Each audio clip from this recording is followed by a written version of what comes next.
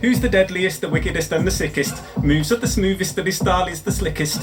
Who scores the half-court buzzer beater swishes? Must be you, cause mate it's not me. Cause trust me, I'm the bench warmer. You best believe me, I'm the bench warmer. From day dot up in the bench warmer. Well, I'm always last to be picked and in some cases never picked at all. Oh my goodness. It's Sunday, it's 8 p.m. It's Sammy the Benchwarmer coming to you live and direct from a secret location in London in the UK. And we're really excited, turn this down a tiny bit, really excited that you guys are with us for what happens to be the very, very first episode of the Benchwarmer TV. We have Monica Wright in the house. What's going on? Hey. How you doing? I'm good. We're so happy to have you here with the assist, as always. As I said, it's the first show. Make sure you follow in on, well, obviously if you're joining us live on Instagram Live, hopefully you're already following at Warming the Bench. Also, you can check out the website, warmingthebench.com, and also make sure you subscribe on the YouTube channel. You can follow that through warmingthebench.com as well. But as we said, we're really excited that you're with us here. And let's get cracking with the show. Select. Monica Wright's laughing. What the blazes. All right. First section of the show. It's very exciting. It's called Back to the Future.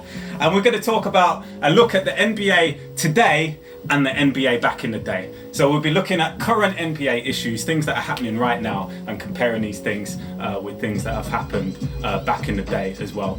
So it's been the first week of the NBA season this week. And you know what? There's been a lot of injuries. I don't know if you guys have been watching. I can't lie. I saw Gordon Haywood. I felt sorry for the guy. Do you know what I mean? I'm not a Celtics fan, but it was horrible what happened to him. I watched it a couple of times, I'll be honest with you, because it was just crazy. I don't want to seem like some sort of sicko, but it was just mental. So I saw it a few times, and then I was gutted to see Jeremy Lin as well. Obviously, he was crying. But then it's not just those guys. Also, we're seeing CP3 might be out for longer than we're saying, but injuries are playing a big factor in the first week of the NBA season. And it takes me all the way back. I'm thinking of 90s players who injuries affected their careers, not just their seasons, but their careers. Two players that come to mind are Penny Hardaway and Grant Hill. These were obviously great players with amazing futures. If you look at Grant Hill, he was meant to be the next Michael Jordan. He was a Scottie Pippen type of player, great off the dribble, could take the ball to the basket. Penny Hardaway, crazy moves, almost like Magic Johnson was with Shaq in that very early Orlando season. I remember watching an NBA video where he come down the court, he jumped, flipped around, flew it like behind his head, and it went in the basket. It was absolutely insane, and I loved it. Those guys were meant to be like NBA champions, I would say, but injuries destroyed, sadly, their careers. Be interested to hear you guys' thoughts. I've written a blog on this. You can check it out at warmingthebench.com on the sideline blog. Drop your comments on YouTube, drop your comments on the blog. Be interested to hear what sort of careers you guys think those guys would have had. So thanks for joining with Back to the Future. Next segment, we're moving swift, so swift. It's a bite-sized show. The next part of the show is called #MySlam. #MySlam. For those of you who know me, you know I love Slam magazine. Been reading it from way back in the day, and so I was really excited this month when not this month, a couple months ago when they brought out the new Slam kicks.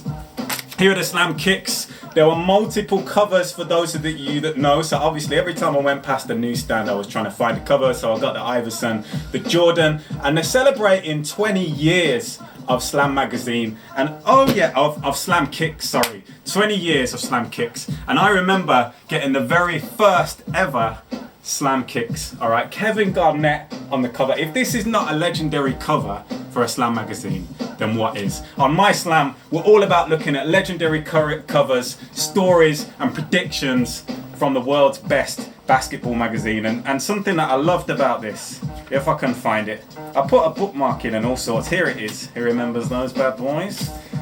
Kicksology. This was an amazing part of this issue, really fantastic. For those of you that remember it, for those of you who have got this magazine, listed every single basketball shoe that's made by Nike from the 70s all the way through to I think 2000 to the Jordan one. And so this is a fantastic issue to get. Try and get it on eBay if you can. If you can't get it on eBay, there's also a great book that you can get. This was written by Scoop Jackson, who was one of the guys, the original editors in Kicks, in Slam. And he's put together this amazing book, and he does something similar at the back. I don't know if I can find it. Yeah, here we go. So he lists all the same, the basketball sneakers, all the way up to 2003. It's a great thing. If you're a sneakerhead, if you're not a sneakerhead, it's something that's great to get.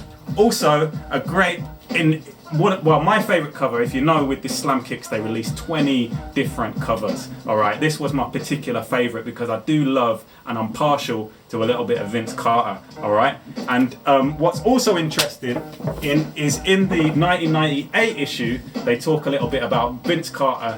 Is he the next Michael Jordan? What do you guys think?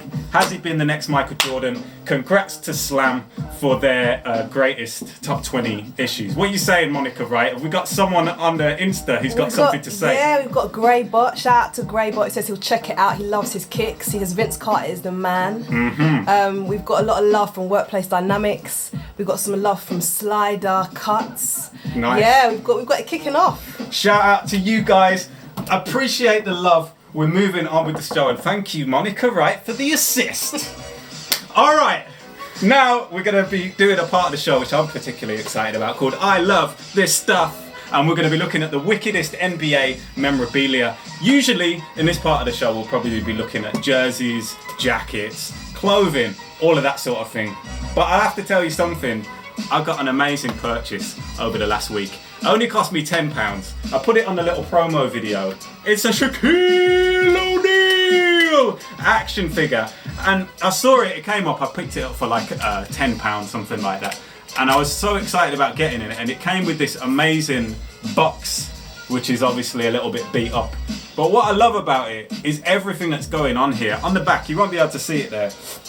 But there's all these smaller figures that you can get where Shaq is dunking, he's breaking the backboard, he's flying high. But then this is some sort of special edition 9¼ figure, and it's called Downtown Shootout Set.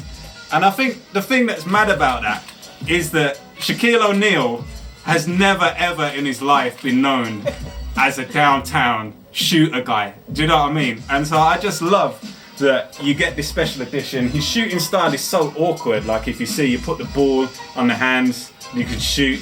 Are we getting some love there, Monica, right? I can see that. We are. I love this game. UK says wicked show. Benny Arbor saying so sick.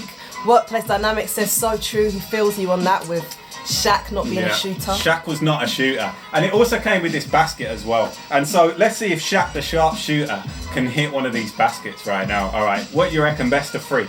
Best of 3 with this. All right, let's try it. Look at the free throw technique. It's so accurate. Oh! He shot it too far. Looks like one he did back in 2001. All right, let's try again. Techers. Oh, it was so close. It's all right, I've got a spare one. Okay, this is going to take it all the way back to 1993 when he hit the three-pointer at the end of the game.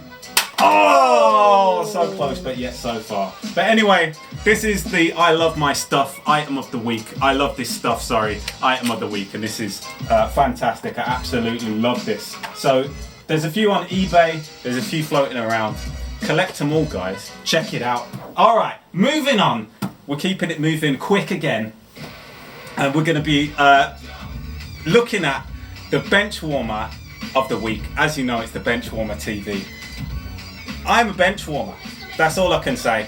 I'm a bench warming guy, and so I show love for other bench warmers. So what we're going to be doing each week of the show, we're going to be opening a pack of cards and looking for the bench warmer amongst them. Not only that, but one of you guys, after we identify the bench warmer, is going to be able to win that card for themselves. Wherever you are in the world, I don't care. I'm sending it to you, mate. You're going to get it. This week, we're opening my favorite set of cards. It's the NBA Jam Session 95-96 sets. And this is exciting. I've only really opened one other pack of these, and it was great. So let's have a look.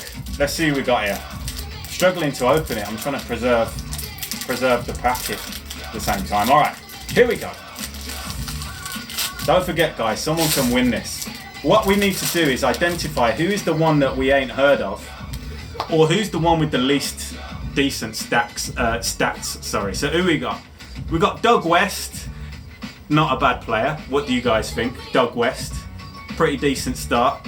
This guy is definitely not a bench warmer, alright? Shout out to Nougat Throwbacks. I know this is your guy, Latrell Sprewell. He's definitely not a bench warmer. I'm looking at his career stats right now, and he's got just some great stats. 928 rebounds at this point. This guy was a beast. Alright, I don't think it's going to be him.